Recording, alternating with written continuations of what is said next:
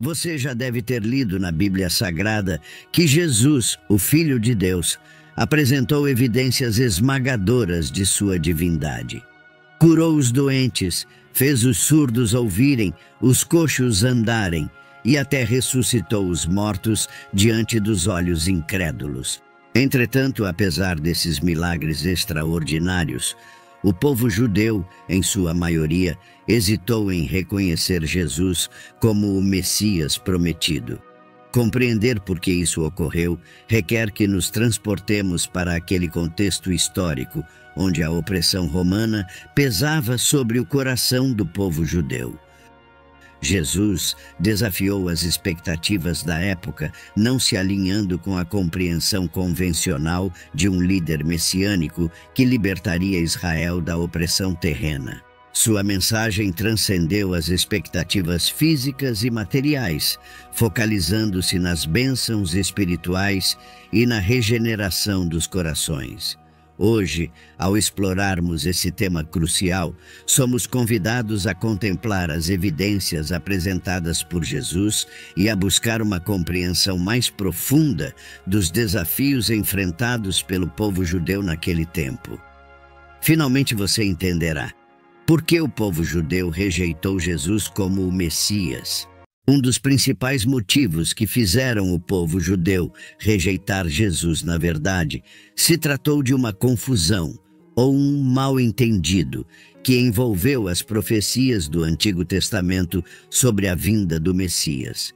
Muitos do povo judeu naquele tempo mantinham expectativas equivocadas, confundindo eventos que seriam cumpridos na primeira vinda de Jesus com aqueles reservados para sua segunda vinda gloriosa. Na época de Jesus, a opressão romana pairava sobre o povo judeu. A presença romana era sentida em todos os aspectos da vida cotidiana, desde a governança política até questões econômicas. Os judeus viviam sob a sombra de uma autoridade estrangeira, limitando sua autonomia e restringindo sua capacidade de adorar a Deus de acordo com as tradições e ensinamentos sagrados. Essa opressão impunha tributos, limitava liberdades e gerava um anseio profundo por libertação e redenção. Essa opressão constante alimentava a esperança de que o Messias seria um líder terreno que, com um exército poderoso, libertaria Israel da opressão. No entanto, Jesus veio para inaugurar um reino espiritual, trazendo bênçãos espirituais que transcendiam as fronteiras físicas. As profecias cumpridas na primeira vinda, como o caráter messiânico em Isaías 11 e o local de nascimento em Miqueias capítulo 5, versículo 2, foram compreendidas, mas muitas outras foram mal interpretadas, ou ainda não haviam sido cumpridas, o que fez os judeus duvidar de Jesus. Isaías, inspirado pelo Espírito Santo, descreve de maneira vívida e poética o caráter messiânico que o ungido de Deus, o Messias, apresentaria. No versículo 1 do capítulo 11, lemos: "Um ramo surgirá do tronco de Jessé, e das suas raízes brotará um renovo."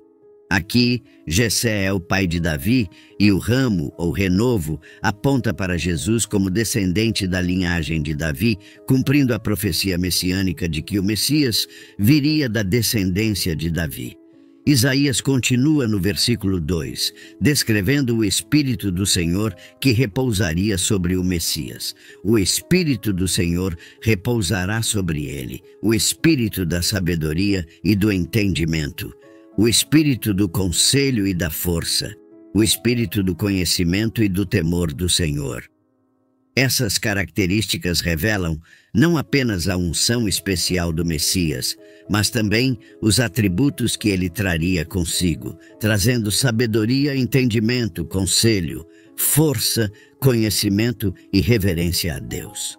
A descrição do caráter messiânico de Jesus continua e no versículo 3 de Isaías 11 encontramos: "E deleitar-se-á no temor do Senhor.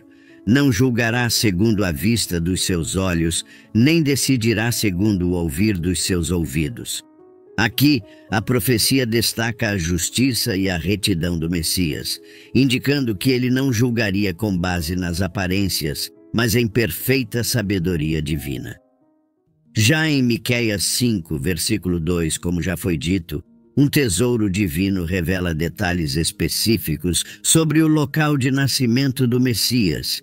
Nesse versículo, Miqueias, inspirado pelo Espírito Santo, proclama: "E tu, Belém Efrata, pequena demais para figurar como grupo de milhares de Judá, de ti me sairá o que há de reinar em Israel, e cujas origens são desde os tempos antigos, desde os dias da eternidade." Belém, queridos irmãos, uma cidade modesta e muitas vezes subestimada, é apontada nas Escrituras como o local onde o Rei dos Reis, o Messias prometido, nasceria.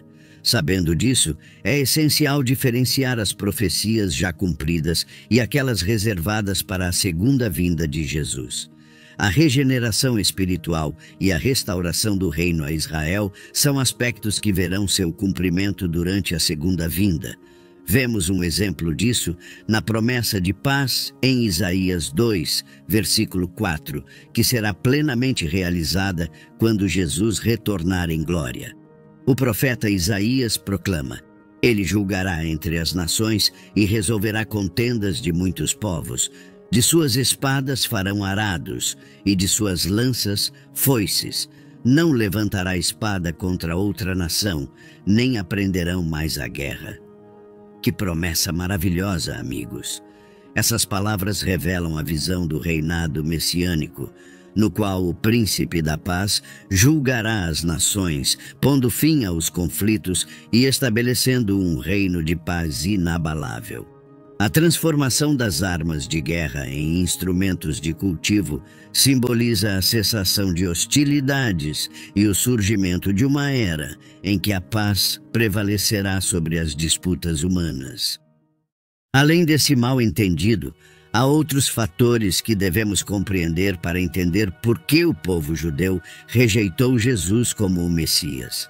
Jesus, com sua divina coragem, proclamou verdades que desafiaram as crenças estabelecidas da época. Ele não apenas curou os enfermos e ressuscitou os mortos, mas também ousou afirmar sua divindade.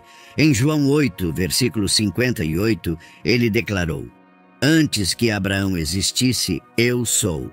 Essas palavras, queridos, ressoaram como trovões nos corações dos líderes religiosos, porque "eu sou" é o nome divino em hebraico, associado ao Deus Todo-Poderoso. Ao se proclamar como tal, Jesus foi percebido como blasfemador por alguns, desafiando as crenças profundamente enraizadas pelos líderes religiosos judeus. Imaginem, amados, a tensão no ar naquele momento. Os líderes religiosos não podiam aceitar que Deus estivesse diante deles em forma humana. Essa compreensão desafiava séculos de tradição e estudo das Escrituras. Em vez de abraçar a revelação divina, muitos optaram por resistir, pois o desconhecido muitas vezes assusta mais do que ilumina. Por isso, Jesus, ao afirmar sua divindade, tornou-se uma pedra de tropeço para alguns. Imagine o cenário: tradições antigas, leis cerimoniais e interpretações rígidas que moldaram a vida religiosa dos judeus. Jesus, com sua sabedoria divina, questionou essas práticas ultrapassadas, revelando um entendimento mais profundo do reino de Deus. Um exemplo marcante é encontrado em Mateus 15, quando alguns fariseus questionaram Jesus sobre a observância das tradições de lavagem cerimonial. Os fariseus, com zelo pelas tradições humanas, indagaram a Jesus sobre por que seus discípulos não seguiam a prática de lavar as mãos antes das refeições, uma tradição que não tinha sua origem nas leis divinas, mas sim nas tradições dos líderes religiosos da época. Em vez de entrar em detalhes sobre práticas externas, Jesus provocou uma reflexão mais profunda, destacando a importância de um coração limpo diante de Deus. Na resposta de Jesus, somos levados a uma profunda reflexão sobre o verdadeiro significado da pureza. Ele destacou que a verdadeira contaminação não está nos alimentos que entram pela boca, mas nas palavras e ações que emanam do coração. Ele nos lembra de que não são as tradições exteriores que nos aproximam de Deus, mas a pureza do coração. Além disso, o Mestre desafiou as interpretações estritas do sábado. Em várias ocasiões, ele curou no sábado, demonstrando que o amor e a compaixão não estão confinados a regras rigorosas. Numa época em que as regras e regulamentos sobre o sábado eram seguidos rigidamente, Jesus, em sua sabedoria divina, nos deixou um exemplo extraordinário registrado nos Evangelhos. No livro de Mateus, no capítulo 12, encontramos um relato interessante. Num sábado, enquanto Jesus caminhava com seus discípulos, eles sentiram fome e, famintos, começaram a colher espigas de trigo para saciar sua necessidade. Os fariseus, imbuídos de rigidez legalista, prontamente criticaram essa ação, acusando Jesus e seus seguidores de violarem a santidade do sábado. A resposta de Jesus é uma revelação profunda sobre a verdadeira natureza do sábado. Ele nos lembra da história de Davi, que em sua necessidade também ousou comer dos pães da proposição no templo. Com isso, Jesus nos ensina que o sábado foi feito para o homem, e não o homem para o sábado. Nosso amado Mestre estava desafiando a visão limitada dos líderes religiosos da época. Ele revelou que o sábado não era apenas sobre rituais e regras estritas, mas sobre compaixão, amor e cuidado pelos necessitados. Jesus ensinava que o sábado é um presente de Deus para nossa restauração, para que possamos experimentar descanso e renovação em sua presença. Além de tudo isso, não podemos esquecer das palavras revolucionárias proferidas por Jesus. Ele nos exortou a amar nossos inimigos, algo que ia contra o senso comum da época. Ele nos incentivou a orar pelos que nos perseguem, mostrando que o reino de Deus se baseia no amor, não na retaliação. Aqui vale lembrarmos sobre o endurecimento dos corações, uma realidade que infelizmente afetou muitos naquela época. Como é doloroso reconhecer que diante de evidências esmagadoras, milagres, curas, apesar de tudo isso, muitos corações ainda estavam fechados para a verdade. Um exemplo tocante dessa realidade é encontrado na emocionante ressurreição de Lázaro, um amigo querido de Jesus. Lázaro ficou doente e, apesar de terem enviado a notícia a Jesus, ele permaneceu onde estava por mais 2 dias. Ao chegar a Betânia, Jesus encontrou Marta, irmã de Lázaro, que expressou sua fé, mesmo diante da morte do irmão. Contudo, quando Jesus viu o pranto de Maria e dos que estavam com ela, ele foi profundamente movido em seu espírito e, cheio de compaixão, chorou. Ao se aproximar do túmulo de Lázaro, Jesus ordenou que a pedra fosse retirada, mas Marta, preocupada com o odor após 4 dias de morte, hesitou. Então, Jesus proferiu palavras que ecoam através dos séculos. Não lhe falei que, se você cresce, veria a glória de Deus? Em um momento que transcende a compreensão humana, Jesus clamou em voz alta: Lázaro, venha para fora. E para a surpresa e alegria de todos, o homem que estivera morto saiu do túmulo, ainda envolto em suas mortalhas. Queridos, essa história não é apenas um testemunho do poder miraculoso de Jesus sobre a morte física, mas também uma lição profunda sobre sua capacidade de trazer vida a áreas de nossas vidas que parecem perdidas. No entanto, ao invés de uma alegria generalizada, testemunhamos uma reação confusa do povo judeu. Sim, Alguns creram, maravilhados com o poder divino que acabavam de presenciar. Contudo, outros, ao invés de se renderem à evidência incontestável, foram relatar aos fariseus sobre o que Jesus havia feito. É muito triste perceber que, mesmo diante de um milagre tão extraordinário, alguns corações permaneceram endurecidos. Em vez de se maravilharem e se renderem à obra divina, optaram por resistir à verdade. E é aí que nos deparamos com uma lição profunda, um alerta sobre a fragilidade de nossos próprios corações. Amados irmãos, entramos agora em um momento crucial de nossa reflexão sobre a rejeição de Jesus como o Messias pelo povo judeu.